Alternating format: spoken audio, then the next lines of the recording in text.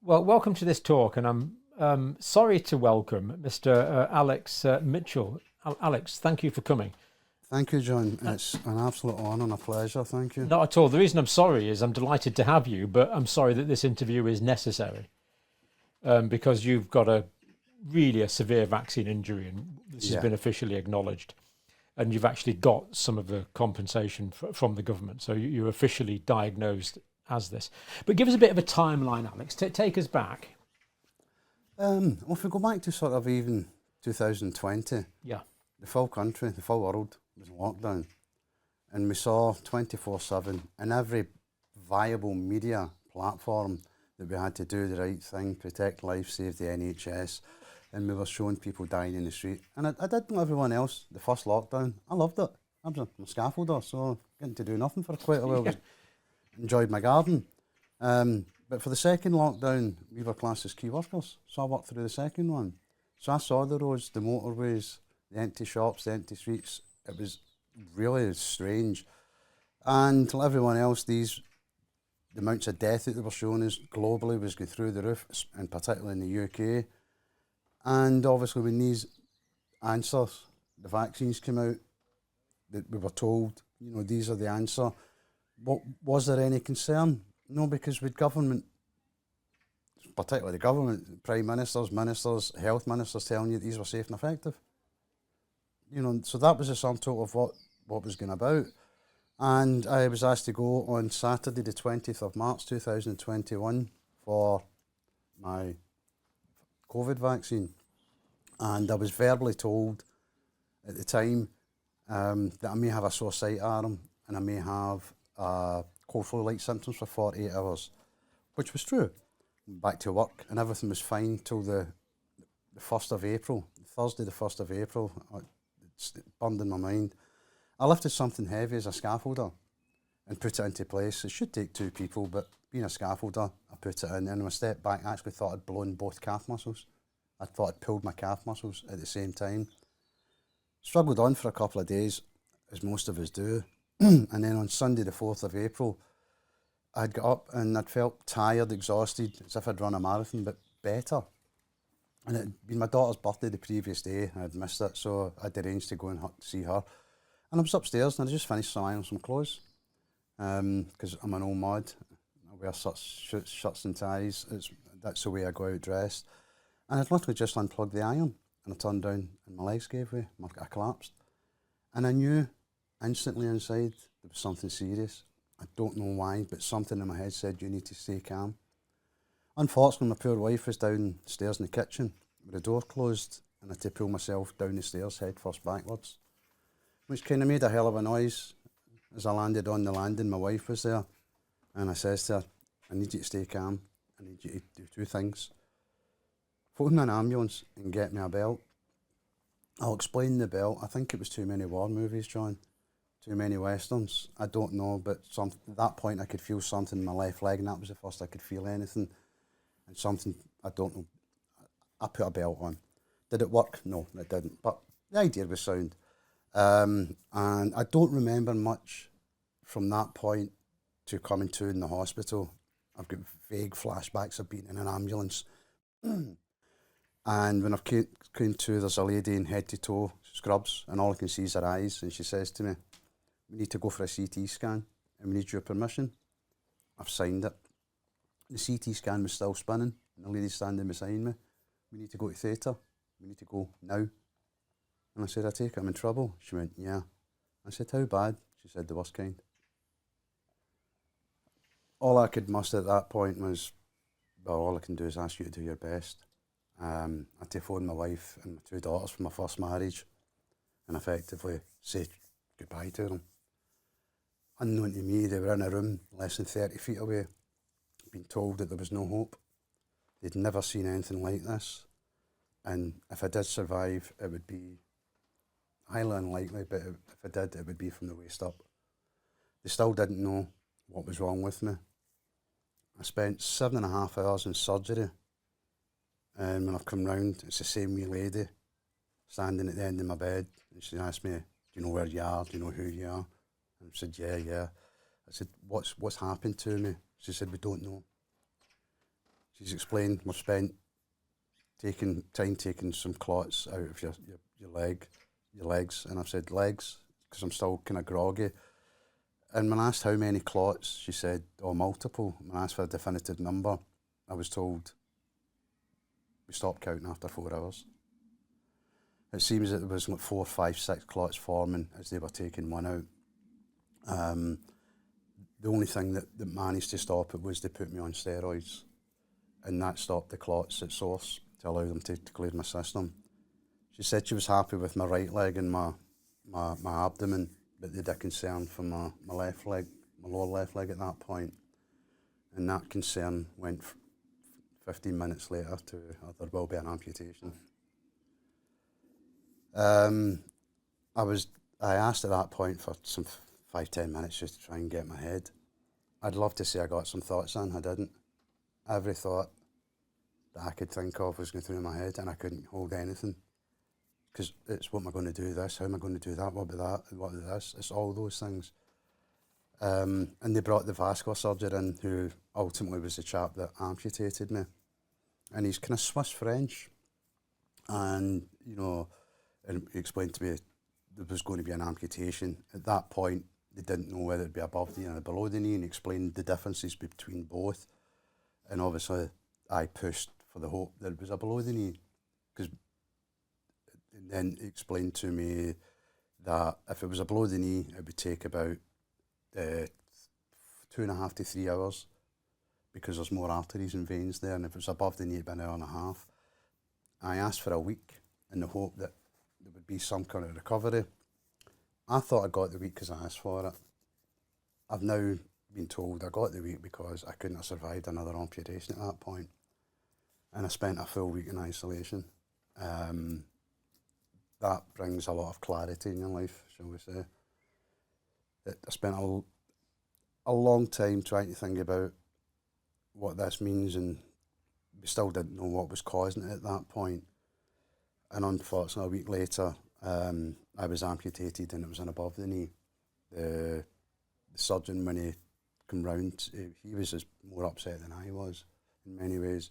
He just said even the smallest iliac artery was just collapsing as soon as we looked at it. So I was amputated. I left hospital a week later, 8 days later, with it on my notes, thrombotic thrombocythemia syndrome. And that was because they didn't really know exactly. By the time I left the hospital, they had a 90% certainty. They were waiting on the final, the ELISA, PF4 antibody test coming through, and that confirmed the diagnosis that I was VIT, vaccine-induced thrombotic thrombocythemia. Just after one vaccine? Just the one vaccine. How was that week when you were waiting for the amputation? Were you comfortable? Were you in pain? It's the worst pain I've ever had in my life. They measure your pain levels normally 1 to 10. Mine's were up to 20. And I'm not going to lie, I got to 19. And that's the closest to insanity I've ever came. So you're in extreme pain all week? Yeah. I went through 1.5 litres of morphine in 8 days. And that wasn't helping your pain? That wasn't At the beginning, it was taking the edge off. By the end, there was a major problem. The pain, even the morphine wasn't touching it. And you couldn't have really slept that week? No, I didn't. They prescribed me sleeping tablets because they said I had insomnia. I didn't have insomnia. You couldn't sleep through that pain. Through the pain, yeah. I think what you were suffering from, Alex, was ischemic pain. Yeah. And, you know, people have maybe had cramp for a very short period of time. And they go, ooh, and then they walk around and relieve it. But you had that all over your leg. Yeah. Non-stop. Both of them. Worse than you can possibly imagine. Yeah. Both legs. At the beginning, it was both legs, the pain. After the 7.5 hours of removing the clots, this pain dissipated. Right. You could see the colour coming back in this. This is a different story. You could see the colour changing over the course of the... It was going mottled and blue. It went, yeah, very black. So I understand why that was no longer going to be... Not obvious. viable.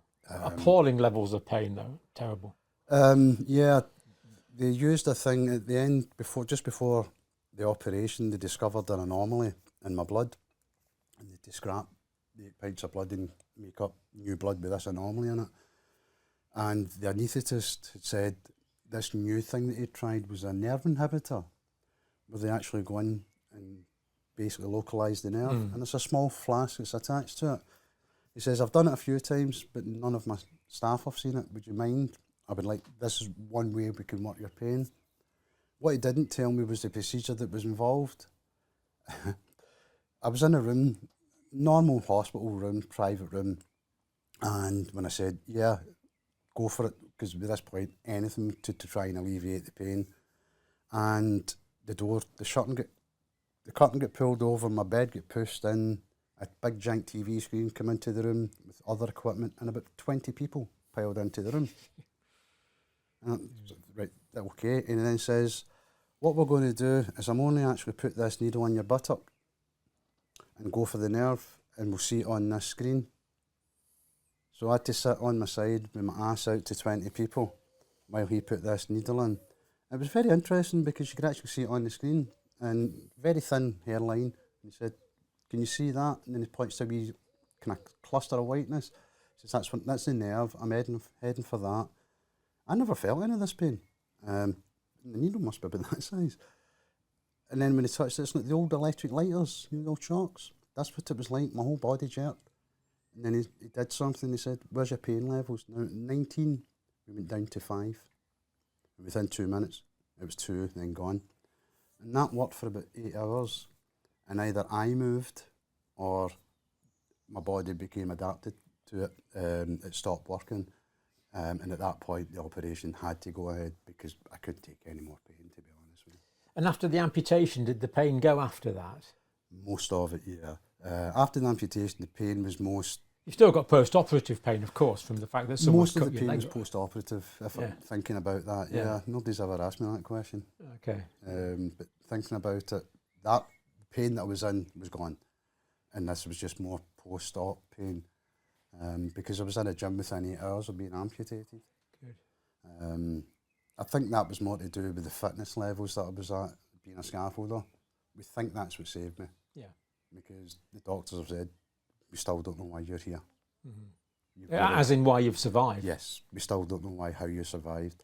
No one survived with the level of what you've got. You're the first. So I left hospital being told I was extremely rare. I was the first in the world, and I was the only person in the world. And I left hospital thinking, at that point, I knew, and the doctors knew, that this was most likely to be vaccine. Was it the AstraZeneca, Alex? Yes, the AstraZeneca. So this is after one shot of one shot of the AstraZeneca. Yep. Incredible. And when I got home within 2 weeks, my doctor, the vascular surgeon, had mentioned the yellow cards. He'd put the yellow card report. That's the first I'd heard of what a yellow card was. And then when I left hospital, I thought I need to find other... I took to social media to try and find other amputees because I didn't know that anybody else was like this. And then within 2 weeks, I found that the yellow card report had 235 thrombotic thrombocythemias in the UK. And I set out on social media to try and find other people like me, just to try and gauge each other, help and support. And I spent about a year screaming at the edge of a cliff in a raging storm on social media, and nobody listened. Absolutely nobody. And then in the December, a tweet that I put out that to me was like any other tweet, just looking to try and say a statement, seemed to catch the imagination of Twitter. And it went a bit crazy.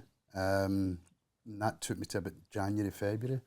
And I got a message from a chap in Glasgow, because nobody in Scotland, I had one person in Aberdeen. You were completely isolated totally at this alone. stage. And this person, by that time, I was trying to get my stories onto JABIC vaccine injury sites they'd now been set up with joined separate groups. VIB UK, UKCV family, Scottish Fig hadn't been set up at that point. Again, it was just to try and find other people like me. And the chap that said was a lad from Glasgow, and I messaged. I sent him a message, give me a call. He said, I can't talk. I can't even get the energy to talk. And I said, you don't need to talk, just listen. And I spent 4 hours on the phone with him. Not because I loved him and I liked him, I didn't know him. I just honestly didn't think he'd be on the phone if I phoned him again. And it's John Watt. Just the reassurance, who we've interviewed on this channel, of course. Yeah, Just the reassurance of knowing that it's not you, that someone else has suffered in a very similar way. Because everyone else seemed to be in London or down south in England. Yeah, it's the trouble when we're up north, isn't it? Yeah. So for you know, it was a very lonely place and a very dark place. Yeah, sure. Because obviously at that time, you even leaving the hospital, within 2 weeks I had an email confirming that I was a VIT, definite VIT. There's 4 different categories. I'm at the top. That I knew that medically nobody could argue with me. So the consultants diagnosed you a vaccine-induced thrombotic thrombocytopenia. Yes. So you were officially diagnosed as a vaccine injury at that stage. And then what happened from there? How did you apply for the compensation for this? Well, we didn't even know about it. It was my daughter that says, I've been doing some research, but this was while I was in the hospital, and there's this thing called a vaccine damage payment scheme. And at that time, you had to download the forms, fill them in and send them in. Mine was sent in on the 29th of April 2021. I received a reply round about the 6th of June 2021. A couple of months later, stating that they'd received it. I had to prove that it was most likely to have been caused by a vaccine and that I had to be 60% disabled. And I thought, that's fine. But there was a paragraph at the bottom that said, however, because these are new technologies, this investigation may take some time. I waited 6 weeks. And at that point, all you had was a telephone number. There was a voicemail. Nobody spoke to you. And at this time, you couldn't work, so you had no income. Nothing. I was on £96.97 a week sick pay. From a full-time scaffolder to that, with a mortgage. We then Family applied, commitments. yeah, car, loans, credit cards, just like any other ordinary person out there. There was no money coming in, so suddenly that was a problem. The mortgage was a problem. We applied for benefits. It took 10 months just to get basic benefits. 10 months. Months? Wow. Yeah. Yes, they backdated it. But all that did was pay off some of the debt that we owed. Yeah. I then phoned the number. You could only leave a message. And I asked for a definition of some time, because legally it's 3 weeks. Please, someone respond. And I made that phone call every week for 4 months and never got a response. Lost the plot in November and approached my MSP, Claire Hockey, at the time. And she was, to be fair, she was fantastic regarding sending letters off. She sent a letter off, they ignored it. She sent another letter off, they ignored it. She was in the process of sending another letter when I got a letter saying that we're transferring it from the DWP to the National Health Service Businesses Authority. Department of Work and Pensions onto the, And that they were setting up, and it was going from 2 staff to 80 staff. And at that point, I'm starting to think, you're going from 2 staff to 80, why?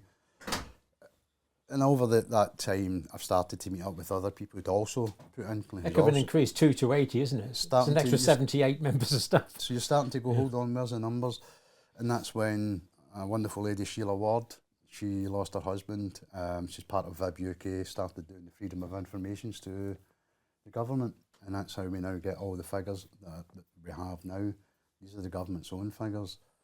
To think that prior to this last 4 years, no more, and the 3 years prior to that, no more than 100 people, it's far less than that, applied to the vaccine damage payment scheme in that 3 years.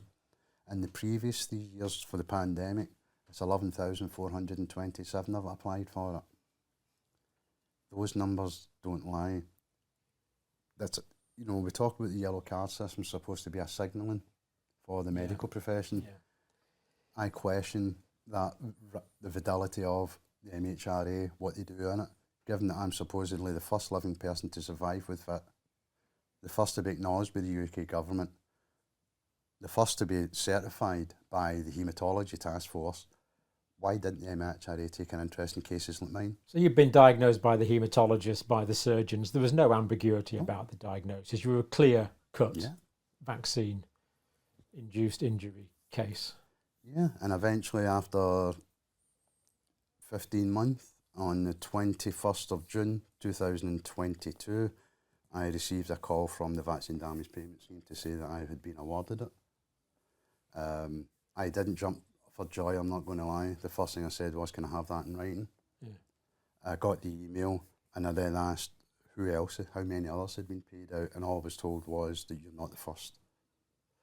I found out that I was the second. I'm the first living person. The first person was a chap called Lord Zeon, Vicky Spitz's partner.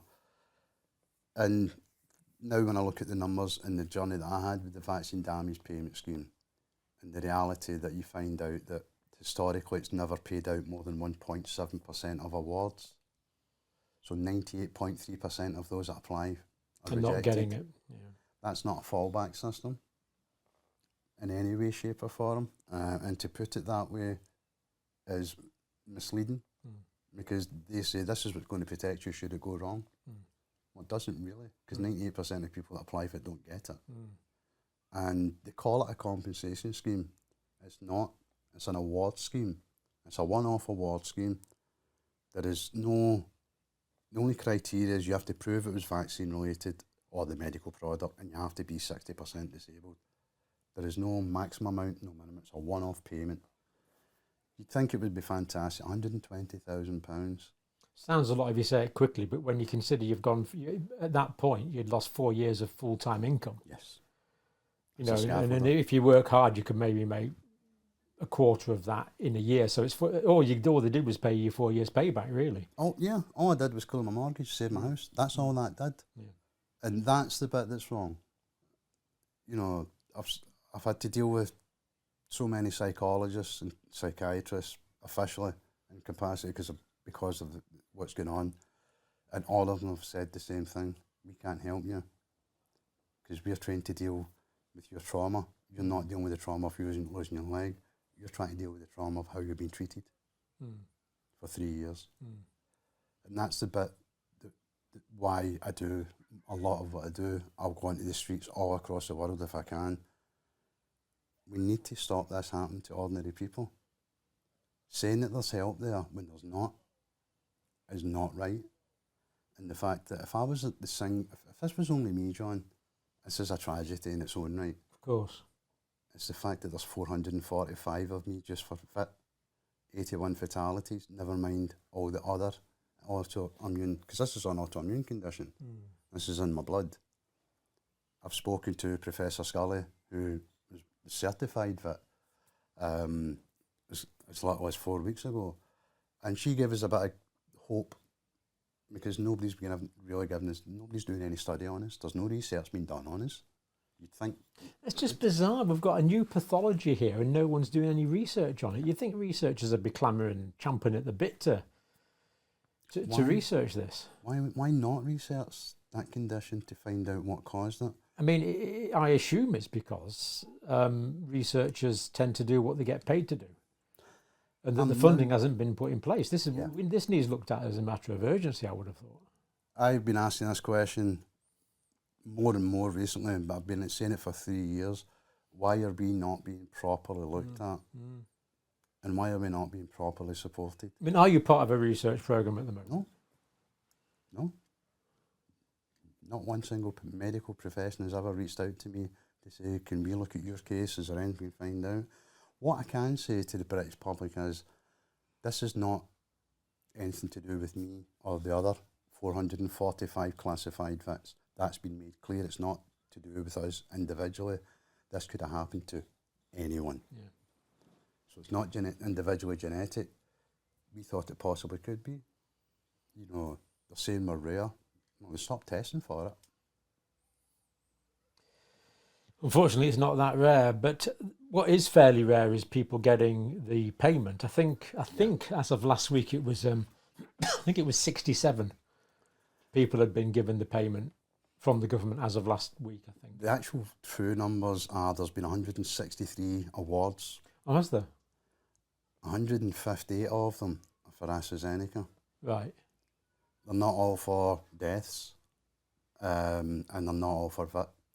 There's other conditions being paid out. People have been paid out on Guillain-Barré syndrome, Right. and a couple other conditions that escape my brain just now. I usually have the words in my head. Yeah, neurological conditions, Yeah. cardiac conditions, These have been paid out, certified. autoimmune So conditions. it's not as if this has only caused one condition, and it's not just one vaccine. It's all of them. There's the less than 5 for Pfizer and less than 5 for Moderna. I know the actual numbers, but if I mention the numbers, that could identify the individual, and that's not what I'm here to do. All I ever wanted was proper help and support. If you don't do that, then you're now in the place where you are. You're screaming that all traditional vaccines take up is now going bottoming out, Yeah. which is... It's given vaccines a bit of a bad name, this, hasn't it? Yeah, and it's not because the people think that these vaccines suddenly are a problem. It's people looking at people like me and saying, "Man, 3 years down the road and we're still not helping these people. Why would I do that? Why would I put myself in that position if it goes wrong?" That's what's causing this. People say we're anti-vaxxers and we're conspiracy theorists. We're in the position we're in because we went for the vaccine, because we thought we were doing the So right by thing. definition, you're not an anti-vaxxer because you had the vaccine. I've had every vaccine. Yeah. I've had some that most people wouldn't have even dream of taking. I've been vaccinated against hepatitis C and hepatitis C because I worked with bodily fluids at one point. That's a voluntary. You don't automatically voluntary. So it's not as if I've been against these things. I'm against these three. Or I'm against the technology that they're using. Because we know now, AstraZeneca knew 20 years ago that the adrenalin vector system that used to drive it caused clotting issues, serious fatal clotting issues. We have that report. It's been out there. AstraZeneca finally acknowledging in court that it causes TTS. Yeah. Just a week or two back, and we're in, well, they must have, I guess that was April 2024. I think they're trying to be a bit devious with regards to the TTS, to be perfectly honest with you. TTS can be caused by other products, apart from AstraZeneca, but we don't have TTS. We have VIT. Yeah. It's a totally different condition. thing. It was his vaccine. You know, so this is where we're at. These companies need to stop trying to muddy the waters. They would rather spend hundreds of millions defending what they can't defend now. And now that 3 years down the road, when I look at how much this company's been fined and the crimes that it's been charged with, 32 crimes in 20 years, and 1.5 billion in fines. Why was this company ever allowed an indemnity? Why are we still allowing that indemnity to go despite the fact we know that there's problems? It's not the product that they promised, because it doesn't stop infection and it doesn't stop you transmission. So is it useless? Yeah, and this is an ongoing thing. I mean, what we know now, why isn't definitive action being taken is an open question for the regulators and governments. Did you have any other features apart from the? I mean, I know the ones you've had is more than enough, but did you have any other adverse I've got reactions? brain damage. There's no argument about that. The cognitive side of it, taking information in, is a real struggle now. I used to read books. I love books. I can't read books now. Magazines, newspapers, I can't read them. The information doesn't seem to sink in. Short-term memory is really, really bad now. I've now got a diary that I carry about with me everywhere, and I need that. Has anyone made a diagnosis of that? There's a wonderful organised chap called Professor Paul Bennett from Thrombosis UK. They offered all the VITs, classified VITs, psychological support, because the NICE guidelines recommended it, but the government didn't supply it. I'm speaking to him about it, and just a chat. I still talk to him now and again. He became more of a friend than he has a psychologist. And I was talking to him and I said, look, I'm struggling with this brain fog. It really I'm not alone, but this is really starting to be an issue. I'm forgetting so much. And he said, we'll do a cognitive test. And we did this cognitive test, and based on the results of that, he said, I've sent that straight to your doctor. Unfortunately, whatever happened, I saw the results. They were horrific. And he phoned me up straight after it, and he said, do not take too much into this. This must just maybe the medication, just maybe many things, but it's something that has to be looked at. And they sent that to the doctor, and so I was actually had a long 2-hour visit with my doctor yesterday. They discussed quite a lot of other things that's going on. A lot of them are good. Just come to the end that things that are, like I have the Prendon's condition. That was to be fixed, and it's taken so long to get the appointment and everything. And I got the appointment to go in and actually get it fixed, but they couldn't operate on me because they couldn't keep me stable long enough. So to kickstart all this, now I'm starting to feel as if my health is getting to a level where I'm not breaking down all the time. We're moving forward a bit. It's been a long 3 years, but because I had to go back in last year and have another amputation on my legs. I had to get 2 inches of bone removed. Oh, really? Yeah. How are you managing with the amputation now? Fantastic now. Fantastic. Particularly the last couple of weeks, it just seems to have all come together.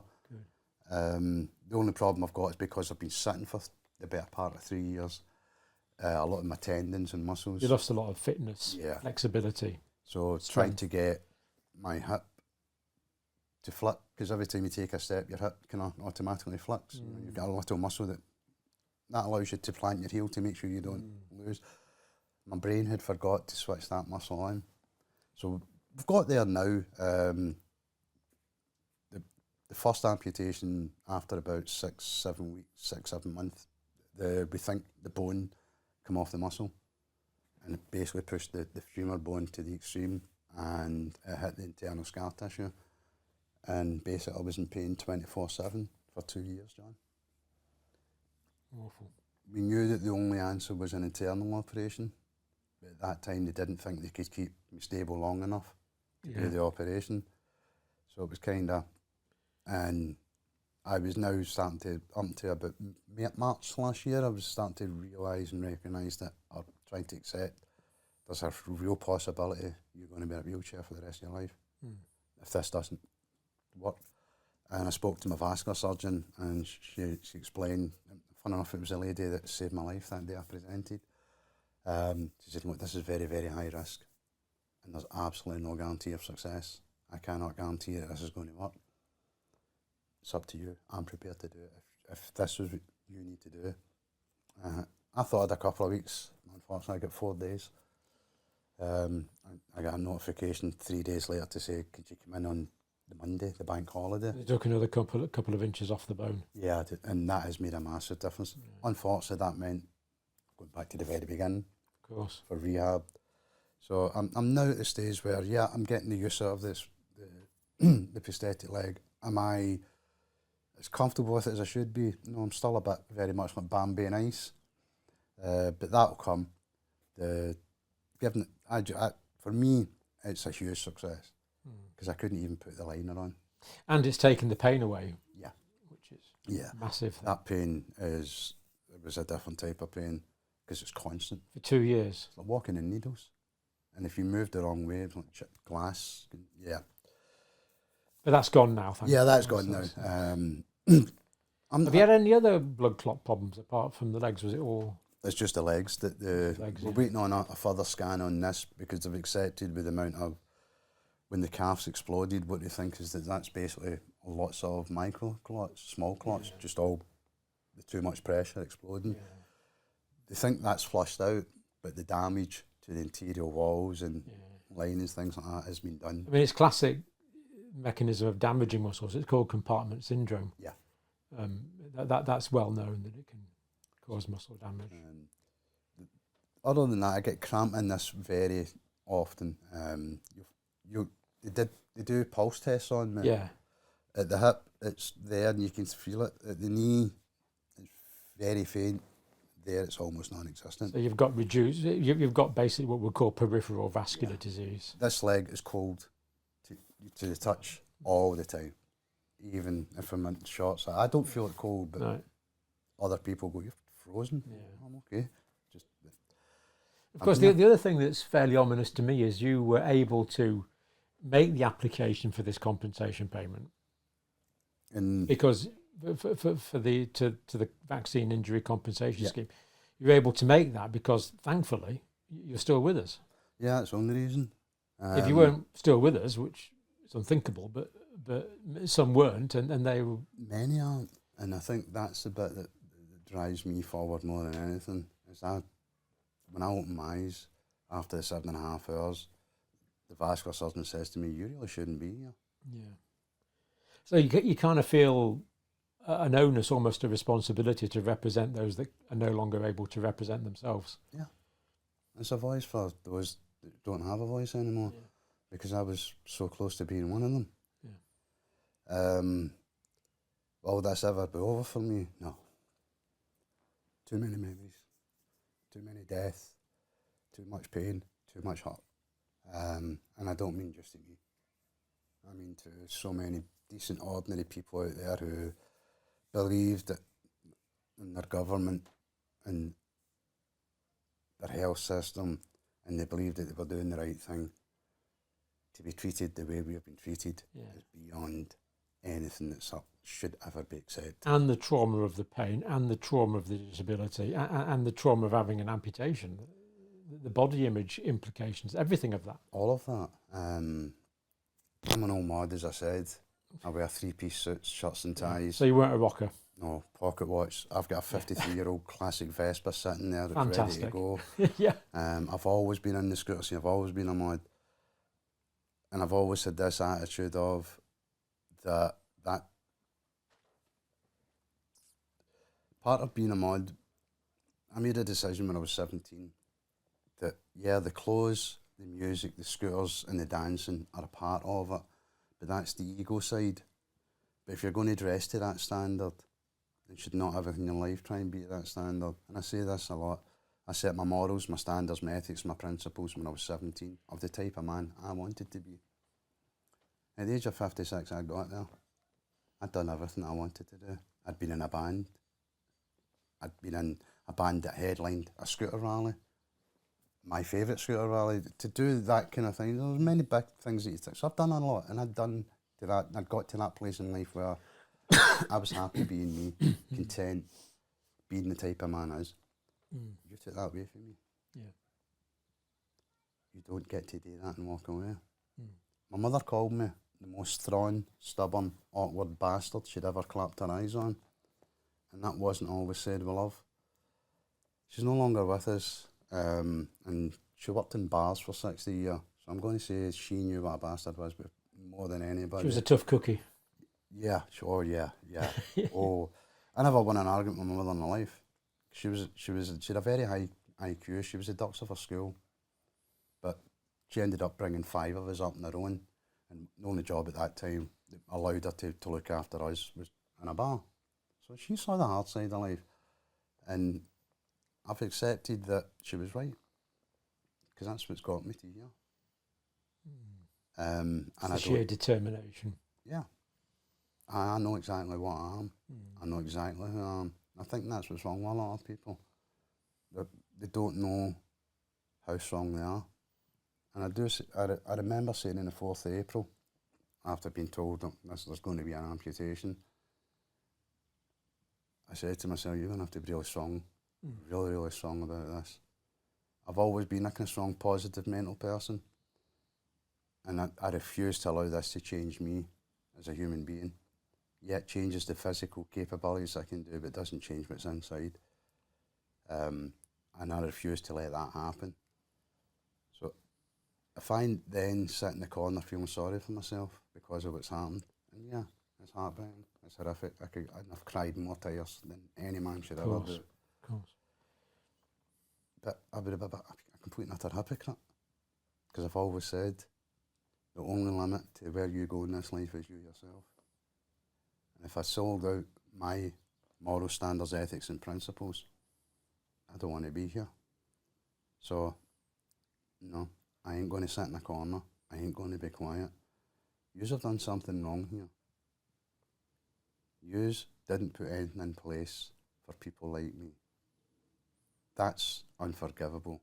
But to then treat us the way you've treated us for 3 years, there's nothing you're going to do is ever going to fix that for me. There's many politicians out there. I don't want an apology for them because it's not meant, it's not sincere. They've been forced into it. They've had 3 years to apologise to, not just me. This is not about me, it's way beyond me. This is about the hundreds of thousands that we know that are out there. You know, we set up a group, Scottish Vaccination group, for the Scottish COVID inquiry. Myself, John Watt, and a lady called Ruth O'Rafferty. And we had about 7 other people. So we 10 people. That's over 700 people now in Scotland that believe that this has happened because of what the vaccine, or for whatever reason. It doesn't matter. If doctors are not looking at them and making the proper diagnosis, that number's just going to keep getting bigger and bigger. And I think that's where we are now. I'm not interested in who got it, why they got it, what your stance was. And I've been getting a lot of that recently. You know, we're having this event the 2nd of June, and thankfully yourself is coming up to speed, and that's something that means a lot to not just myself, but John and all the vaccine injured. And I know that you, for 2 years, were looking at a certain way. I remember to this day sitting watching you doing the Pfizer dump, and I know, and I remember watching the look in your eyes, the horror and the shock. And since then, all you have done is try to raise awareness. Why should I have a problem with that? I see my halter as much the same.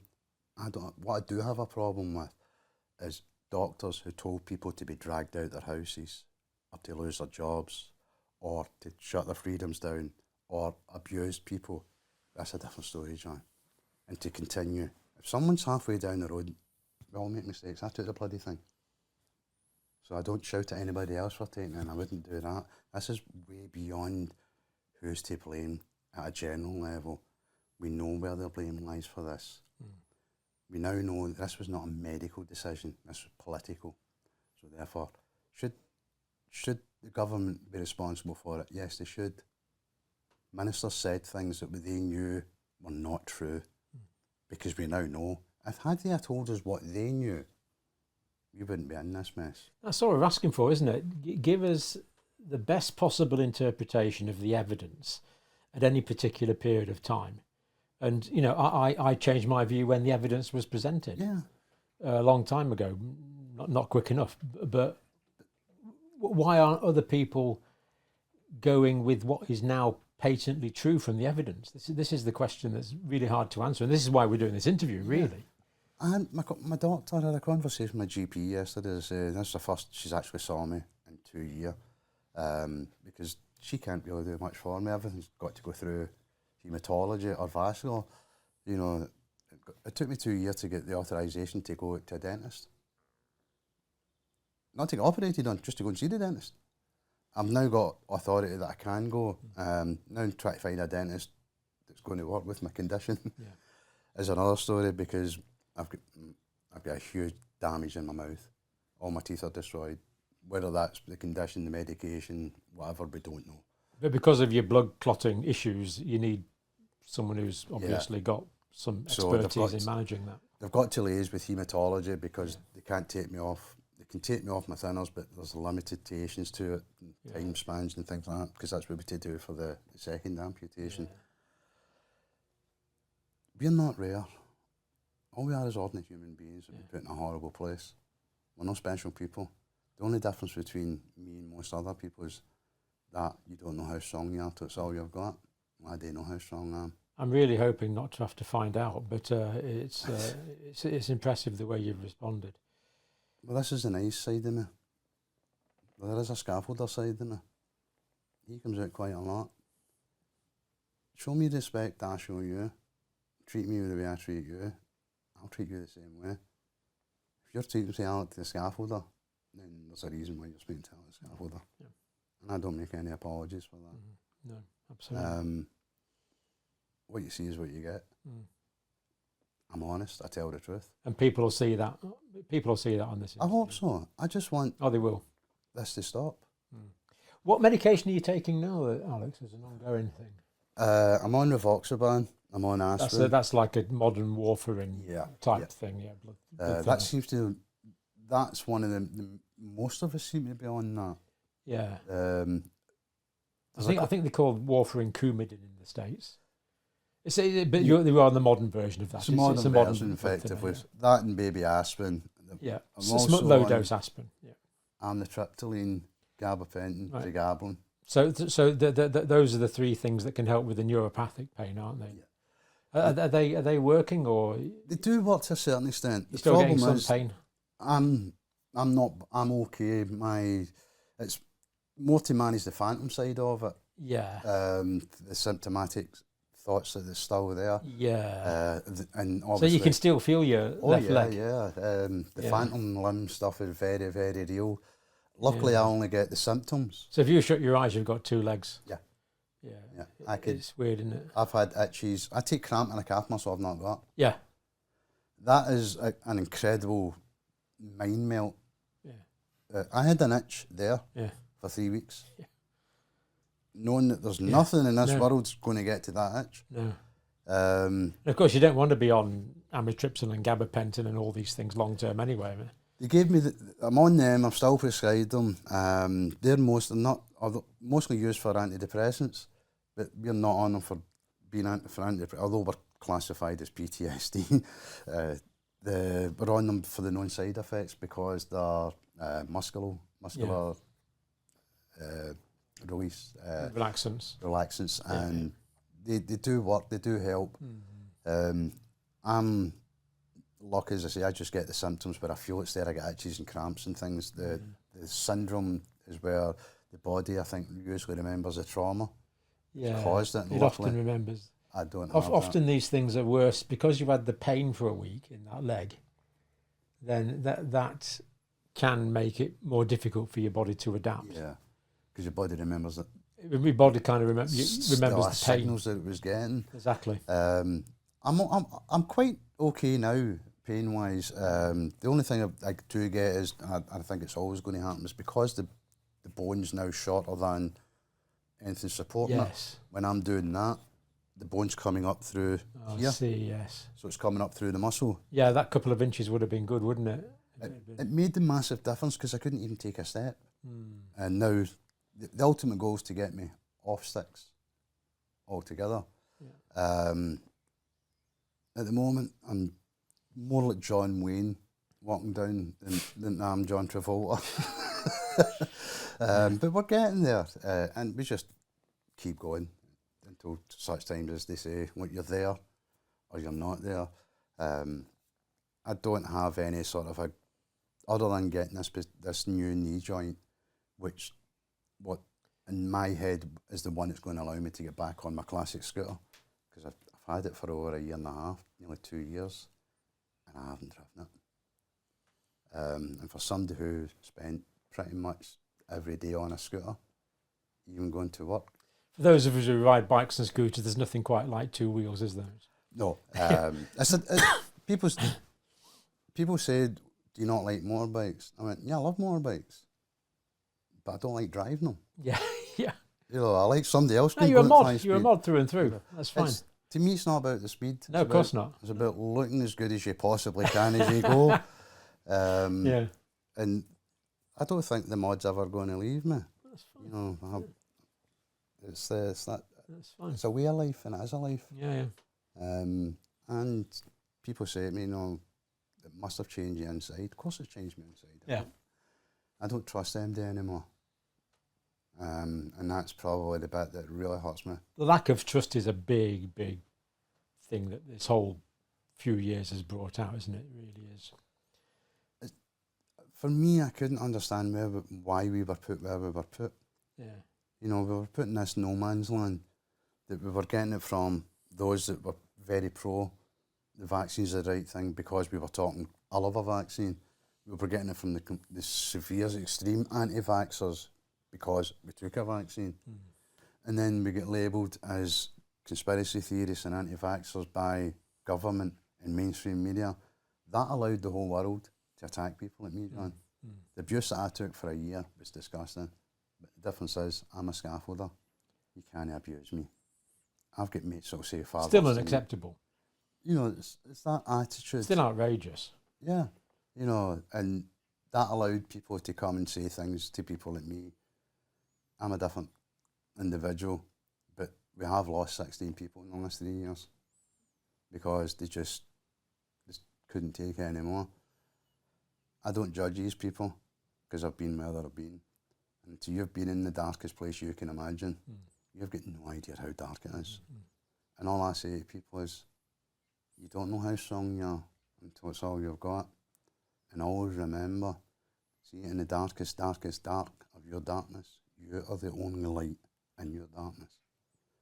And I found that the only person that's going to get you out of that darkness is you. And you've got to cling to something. And for me, I just don't want this to be a start, a number. This has to stop. This.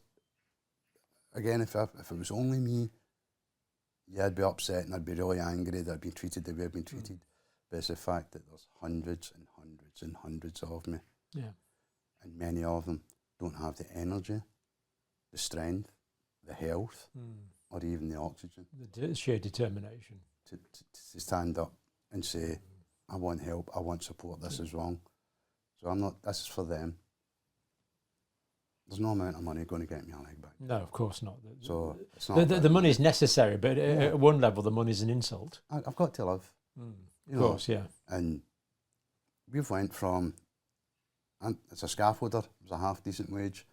My wife was a project manager in a youth organisation, half-decent wage. We've went from 2 half-decent wages to half a wage because she's no longer working. Yeah. So she's had to give up to look after me. These are the things that you go, hold on, that's wrong. Yep. Can't get your house adapted because you don't fit into a criteria. You know, what they offered was to put a lift in and destroy my house. And I'm saying, well, how do I get from the lift to the toilet? I've still not got my house adapted because I don't fit into a process. And that's where a lot of our frustrations are. Nobody seems to have a process for people like us. So we need someone coming with an overview and lots of common sense and just sorting things. Yeah. You know, I'm not asking for much. All we asked was for you to help us. But the fact that you labelled us, silenced us, ridiculed us and ignored us and then abused us, I can't forget that. And I can't forgive it. And for me, I've only ever wanted 3 things out of this. Proper help and support for the vaccine injured and the bereaved. Stop these things because there's clearly a problem with all of them. I don't tell anybody to do or not to do. You're adults. But the third one is the most important to me. Keep away from children. As a parent, I've got a duty of care to tell you what I know. And I know that there's no independent, verified data showing that these are safe for children.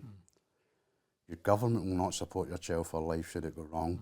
And your pharmaceutical company will not support your child for life should it go wrong. Why would you do that to your child? Regards to this particular situation, medically, your child has a 99.7% chance of not having an issue with this virus, but up to a 3.5% chance of taking a reaction to a vaccine. Why would you do those odds for your child?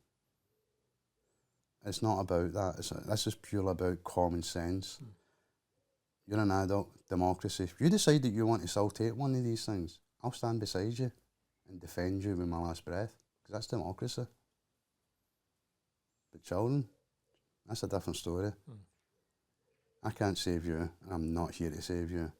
But I am prepared to give my last breath to save your child, your grandchild, because I know that these things are not safe. They're not effective. They're dangerous.